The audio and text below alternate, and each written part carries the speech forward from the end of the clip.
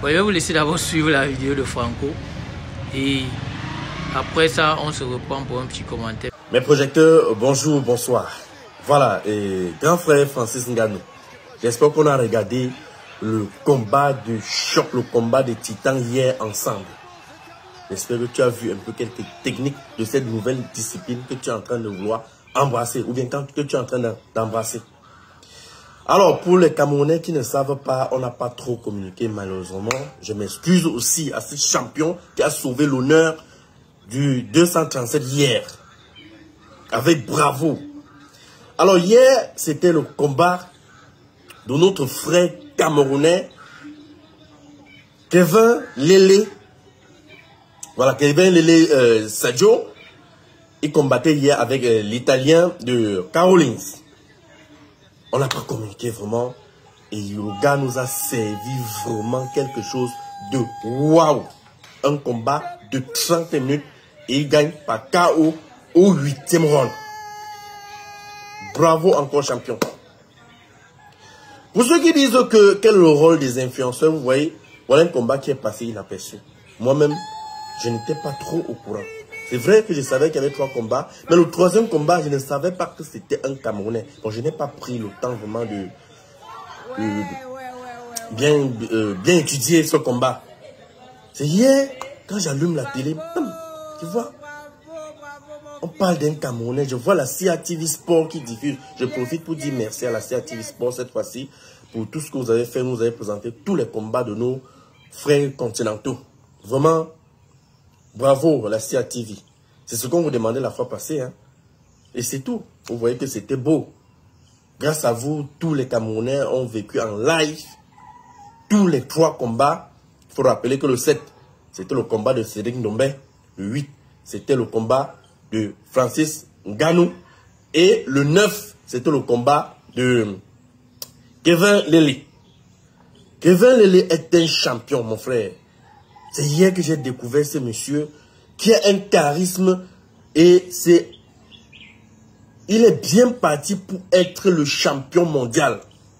Et hier là, Francis, toi-même tu as vu ce qu'on appelle vraiment la boxe anglaise. Pour les nous, parce que c'est grâce à vous qu'on découvre cette discipline-là.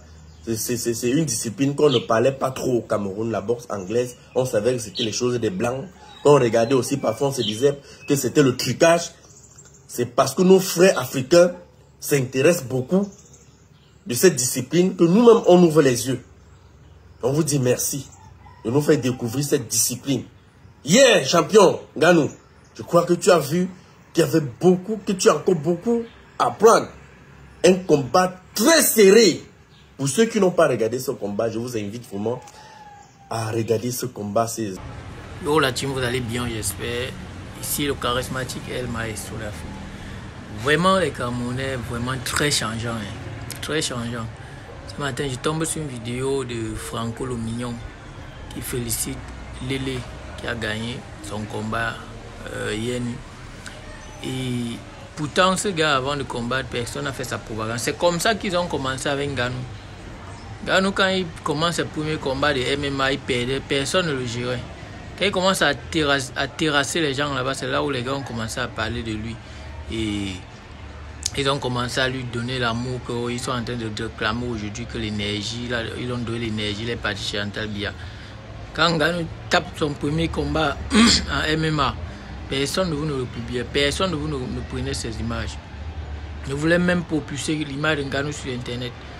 Aujourd'hui, vous êtes en train de le réclamer, je ne sais quoi. Et ce que je demande, c'est qu'on laisse Ngannou tranquille. Laissez Ngannou. Il a aussi le droit de perdre, parfois.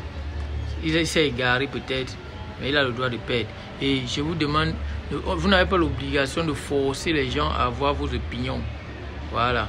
Si vous voulez lutter contre les gens de Yaoundé, parce qu'ils nous ont rien donné avant. Mais c'est pas pour la raison que je vais demander à mon voisin d'avoir mon opinion. Lui forcer.